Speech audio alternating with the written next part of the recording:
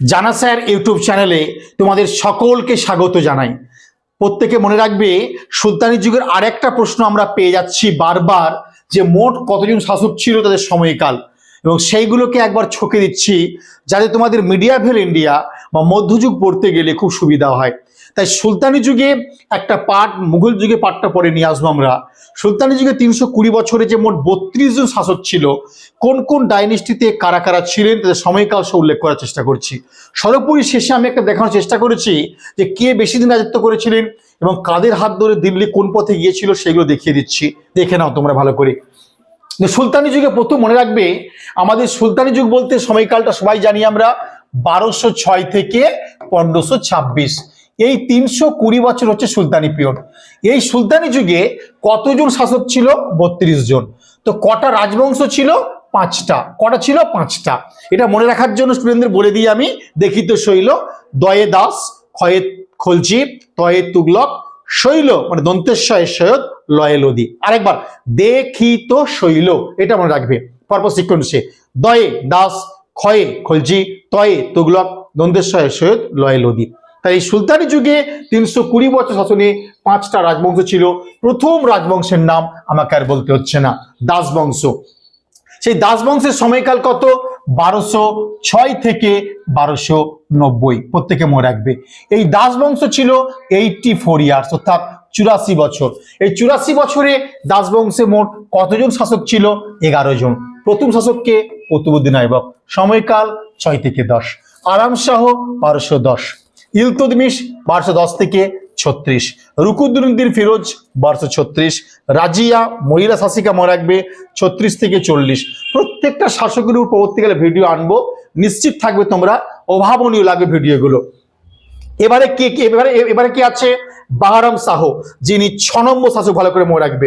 6 নম্বর হচ্ছে বাহরাম শাহ, 1240 থেকে 42। হ্যাঁ, দেখে নাও, 1240 থেকে 42। সাথে কি আছে? আলাউদ্দিন মাসুদ শাহ, 42 থেকে 46, নাসিরুদ্দিন মাহমুদ 46 থেকে 65, বলবন প্রচুর ভিডিও আসবে 66 থেকে 87, মনে রাখবে এটা। কাইকোবাদ 87 থেকে 90, কায়ুমার্স 1290 কয়েক মাস। এই ছিল 11 জন শাসক এবং তাদের সময়কাল। প্রত্যেককে ভিডিওটা দেখবে, ভালো লাগবে। এবারে দাস বংশের বা মামলুক বংশ বলা হয় কত বছর বলে দিয়েছি? 84 বছর। এদের আবার 3টি রাজবংশ ছিল। দাস বংশ 84 বছরে আমরা 3টে রাজবংশ পাচ্ছি, রাজত্ব করেছিল। কুতবি বংশ কুতুবউদ্দিন আইবকের হাত ধরে গড়ে উঠেছিল। 1206 থেকে 10কে বলা হয় কুতবি বংশ। এটা কুতুবউদ্দিন আইবকের হাত ধরে প্রতিষ্ঠা হয়। এর প্রতিষ্ঠাতা বলে দিয়েছি কুতুবউদ্দিন আইবক। দ্বিতীয় রাজবংশের নাম কি? শামসি বংশ। 3টে রাজবংশ পেয়ে গেলাম দাস বংশের ভিতরে। 1 নম্বরে কুতবি, 2 হচ্ছে শামসি, যেটা 1210 থেকে 1265। প্রতিষ্ঠাতা শামসুদ্দিন আলতামাস, যাকে আমরা ইলতুৎমিশ নামে চিনি। 3 নম্বর হচ্ছে বলবনি বংশ, 1266 থেকে 1290। প্রত্যেকে মনে রাখবে। তাহলে কি পেলাম? 3টে ডাইনেস্টি পেয়ে গেলাম। তাহলে দ্বিতীয় বংশ দেখতে পারো 1210 থেকে 65। তৃতীয়টা হচ্ছে যেটা বলবন তৈরি করেছিল, প্রতিষ্ঠাতা বলবন, 1266 থেকে 1290। তাহলে আমরা কি পেলাম? পরিষ্কারভাবে পেয়ে গেলাম 3টে ডাইনেস্টি পেয়ে গেলাম, এবং এই 3টে ডাইনেস্টির ইতিহাস আমাদের কাছে ভেসে উঠলো। তাহলে একটা কুতবি, একটা শামসি আর একটা বলবনি।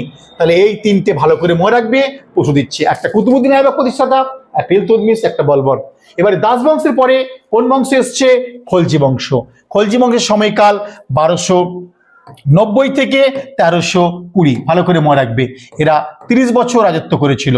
এই 30 বছরের মধ্যে খলজি ডাইনেস্টিতে 6 জন শাসক ছিলেন। তাদের মধ্যে প্রথম কে ছিলেন? জালালউদ্দিন ফিরোজ খলজি, সময়কাল কত? 1290 থেকে 96। দ্বিতীয় কে ছিলেন? ইব্রাহিম রুকনুদ্দিন, 1296, কয়েক মাসের জন্য। আলাউদ্দিন খলজি সবচেয়ে রেকর্ড পরিমাণ রাজত্ব করেছিল, 1296 থেকে 1316। তারপরে কে ছিল? শিহাবুদ্দিন, মনে রাখবে, ওমর, তিনি 1316 সালে অস্থায়ী রাজত্ব করেছিল, মনে রাখবে এটা। তারপরে কে ছিল? মুবারক শাহ খলজি, 16 থেকে 20। নাসিরুদ্দিন খসরু, যিনি কিন্তু খলজি ছিলেন না, 1320 সালে অস্থায়ী রূপে কদিন রাজত্ব করেছিলেন। এই ছিল খলজি ডাইনেস্টি। এবারে আসবো তুগলক বংশ। তুগলক বংশ 1296 থেকে যে আলাউদ্দিন খলজি রাজত্ব করেছিল 1316, এই পিরিয়ডের উপরে অনেকগুলো ভিডিও আসবে, একটু মনে রাখবে। এবারে তুগলক 1320 সালে থেকে একদম আমরা 1414 পর্যন্ত রাখতে পারি, তাই তো? দীর্ঘস্থায়ী শাসক কিন্তু এরাই ছিল। 8 জন ছিল তুগলক বংশে 1320 থেকে 1414। 8 জন কারা কারা ছিল? গিয়াসউদ্দিন তুগলক 1320 থেকে 25, মোহাম্মদ বিন তুগলক 1325 থেকে 1351, ফিরোজ শাহ তুগলক, প্রচুর ভিডিও আসবে, 1351 থেকে 1388, দ্বিতীয় গিয়াসউদ্দিন তুগলক বা তুগলক শাহ 1388 থেকে 1389, ভালো করে দেখতেই পাচ্ছ। চতুর্থ কি পেলাম? আবু বকর শাহ 1389 থেকে 1390, নাসিরউদ্দিন মোহাম্মদ শাহ 1390 থেকে 1394, আলাউদ্দিন সিকান্দার শাহ 1394, নাসিরউদ্দিন মাহমুদ 94 থেকে 1414। এই ছিল সময়কাল তুগলক যুগের। এবার আছে সৈয়দ বংশের। সৈয়দ সময়কাল কত? না 1414 থেকে 1451। এই সময়কাল ছিল কাদের? সৈয়দ বংশের। এই সৈয়দ বংশের শাসক কারা কারা ছিল একবার দেখে নেব আমরা। 1 নম্বর খিজির খাঁ 14 থেকে 1421, মুবারক খান 1421 থেকে 1434, মোহাম্মদ শাহ 1434 থেকে 1443, আলাউদ্দিন আলম শাহ 43 থেকে 51। তাহলে আমরা মোট 37 বছর রাজত্বকালে আমরা পেলাম কি না 4 জন ডাইনেস্টি, 1 2 3 4। তাহলে সৈয়দ বংশে ছিল 4 জন, রাজত্ব করেছে 37 বছর, পুরো সময়কাল দিয়ে দিলাম।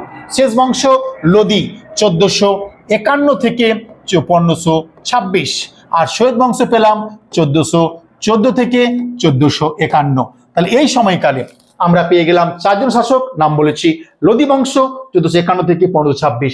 এই বংশে ছিল 3 জন, বেশি দিয়েছি দেখে নাও।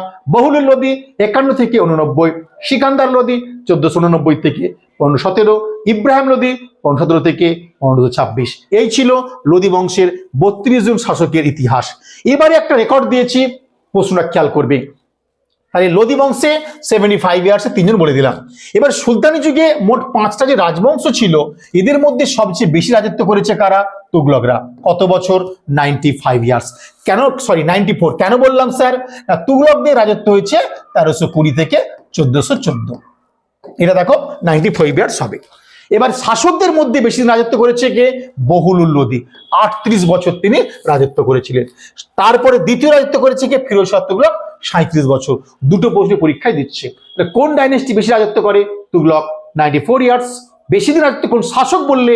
বহুলুল লোদি, 38 ইয়ার্স। শাসক হিসেবে দ্বিতীয় বেশি দিন রাজত্ব করেছে ফিরোজ শাহ তুগলক, সেকেন্ড, 37 বছর। আর মোট কতদিন ছিল? 32 বছর। সুলতানি যুগে সবচেয়ে কম রাজত্ব করেছে কারা? খলজিরা, মাত্র 30 বছর। ভালো করে মনে রাখবে। তাহলে বেশি তুগলক 94 ইয়ার্স, কম করেছে খলজি 30 বছর। এবং এই খলজিরাই রাজত্ব করলো মোট সবচেয়ে কম 30 বছর। আর 32 জন এই যে সুলতান ছিল, এর মধ্যে 4 জন সুলতান ছিল হিন্দু মায়ের সন্তান। ভালো করে মনে রাখবে। তাহলে 32 জন শাসকের মধ্যে আমরা কি পাবো? না, এখানে মার্ক করবে, মোট 32 জনের মধ্যে 4 জন শাসকের ছিল হিন্দু মায়ের সন্তান। তারা কারা কারা? 1 নাসিরউদ্দিন খসরু শাহ 1320 সিংহাসনে বসেছিল, গিয়াসউদ্দিন তুগলক 1320 থেকে 25, ফিরোজ শাহ তুগলক 1351 থেকে 88, সিকান্দার লোদি 1489-1517। সময়কাল দিয়ে দিয়েছি যে 4 জন হিন্দু মায়ের সন্তান ছিলেন। আর মোহাম্মদ বিন তুগলকের আমলেই সবচেয়ে সুলতানি সাম্রাজ্য বৃহত্তর আকার ধারণ করে, কারণ 23টি প্রভিন্স ছিল তার আমলে। সবচেয়ে বৃহত্তর সাম্রাজ্য সুলতানি পিরিয়ডে গড়ে তুলে মোহাম্মদ বিন তুগলক, তার আমলে 23টি প্রভিন্স ছিল। এখানেই আজ পর্যন্ত রইল। কেমন লাগলো জানিও। প্রত্যেকে ভিডিওটা শেয়ার করো, ভালো লাগলে একটু লাইক কমেন্ট করো। বাই।